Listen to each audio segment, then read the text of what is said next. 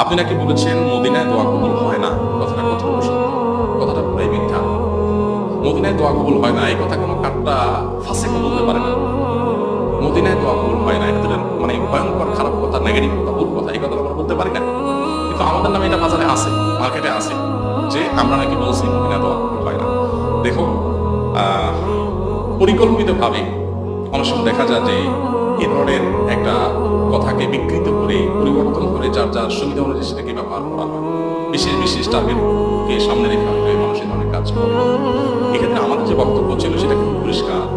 সেটা হলো যে হজ এবং উমরা করতে গিয়ে আমাদের দেশ থেকে যারা যান মক্কাতে, মদিনাতে, দোয়া কবুলের বিশেষ বিশেষ জায়গাগুলো কোনগুলো, সেগুলো সম্পর্কে হয়তো কোনো প্রশ্ন আসছে বা আলোচনা আসছে প্রসঙ্গত, তখন আমরা বলেছি যে দোয়া কবুলের যে জায়গাগুলোর কথা কোরআন এবং হাদিসে বলা হয়েছে স্পেসিফিক, যে এই জায়গায় যে কোনো ব্যক্তি যে কোনো সময় দোয়া করলে বা বিশেষ